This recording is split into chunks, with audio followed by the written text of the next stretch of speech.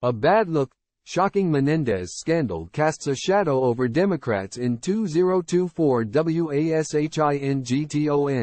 Democrats are eager to run against former President Donald Trump's alleged corruption and criminality while portraying themselves as the party of ethical behavior and good governance. Indicted Senator Bob Menendez's shocking corruption and bribery scandal, and his refusal to resign, is threatening to upend that 2024 campaign strategy. The once powerful New Jersey Democrat, who pleaded not guilty to charges of bribery, fraud and extortion in a Manhattan federal court on Wednesday, is rejecting a chorus of calls from fellow Senate Democrats and top Democrats in his home state to resign. "I'm innocent. What's wrong with you guys?" A visibly frustrated Menendez told reporters when asked Tuesday night why he won't resign.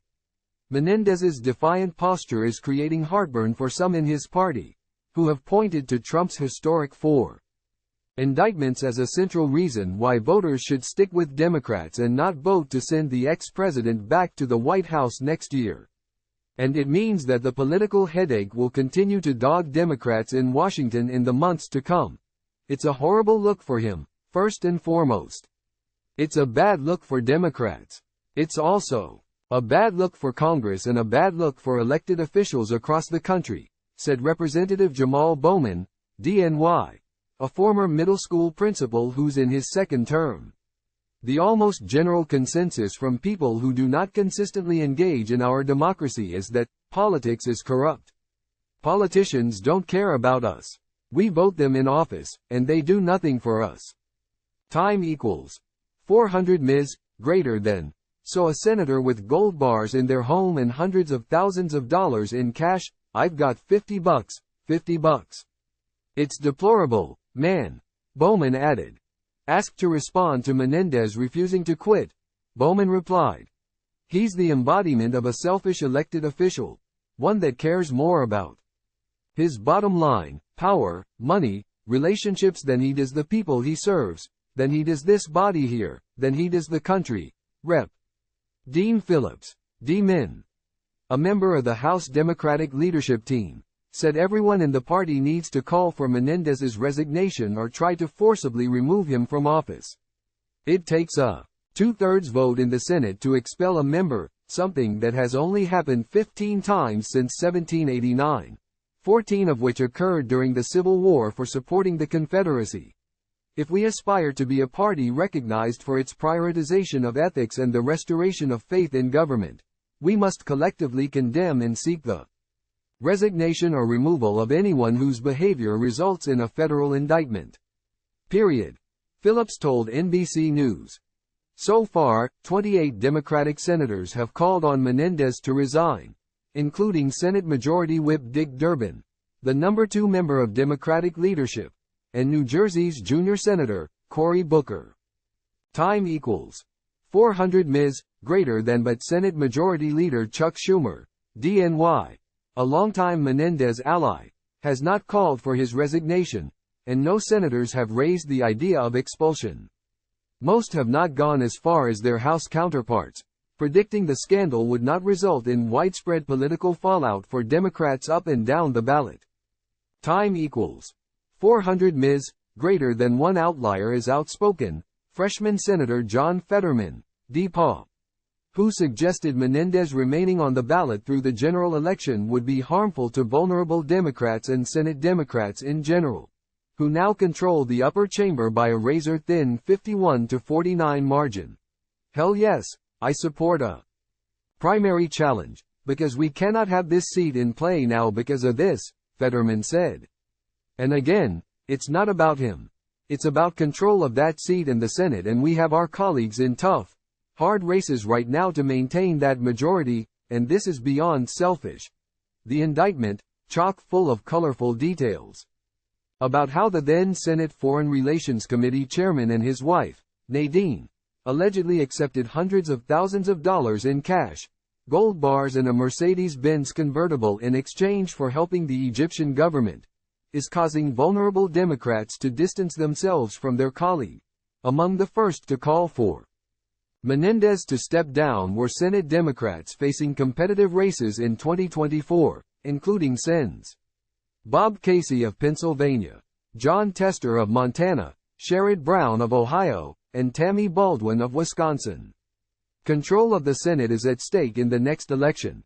Asked if Menendez is a political liability for Democrats, Brown told reporters, "I don't worry about that. He's not running in Ohio last time I checked. I was the second person who called for him to resign." Sen.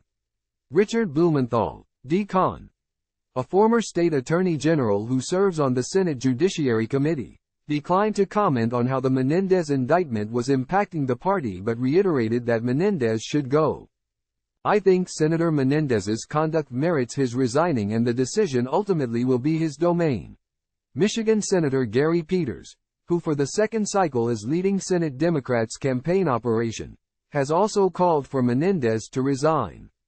But he sidestepped questions about whether it's a problem for Menendez to run for re-election or for Democrats to now paint the GOP, the home of Trump and indicted New York Representative George Santos, as the party of corruption and lawlessness.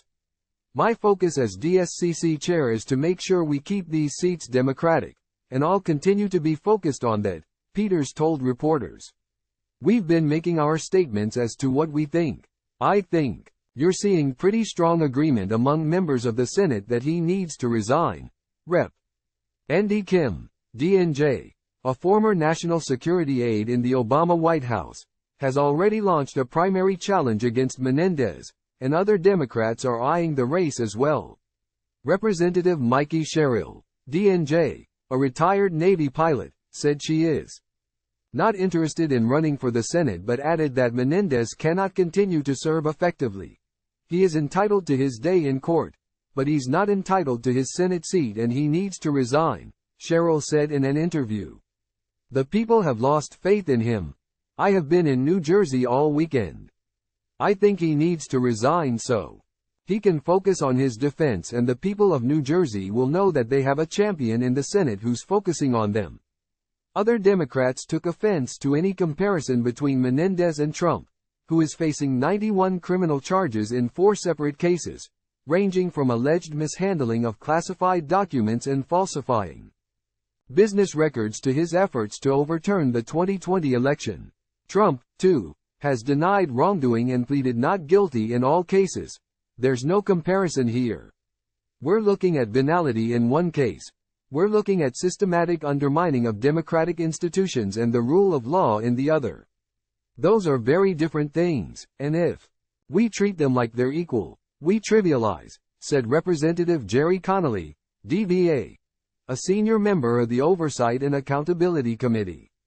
He's charged with attempting, in effect, a coup d'état. Menendez has not stated yet whether he is running for re-election in 2024. But Republicans seem all too happy to have him remain on the ballot, saying he should not be pressured by his party to resign. The allegations against the senior senator from New Jersey are nasty and the evidence offered difficult to explain away, Senator Marco Rubio, R. Florida, said on the social media site X. But in America, guilt is decided by a jury, not politicians in fear of their party losing a Senate seat. Another Republican, Senator Tom Cotton of Arkansas, described the charges as serious and troubling, but added that Menendez should have his day in court before he's forced out. Cotton suggested Democrats were being politically expedient by calling for Menendez to resign now, with Democratic Governor Phil Murphy holding the power to name his replacement. Menendez beat another federal bribery scandal in 2017, with backing from key Democrats. "I don't think the Democratic senators have had a sudden discovery of public righteousness," Cotton said. "What they realize is that now there's a Democratic governor in New Jersey to appoint his replacement, whereas 8 years ago, when they manned the ramparts for him, there was a Republican governor." Over the weekend, Speaker Kevin McCarthy, R. Caliph, said he believed that Menendez should resign. But asked Tuesday whether that meant that indicted Representative George Santos, RNY, should also resign, McCarthy appeared to reverse himself. Time equals 400 Ms. greater than, no. "I think George could have his day in court, and I think Menendez could have his day in court," the speaker told reporters. It could be his choice with what he wants to do.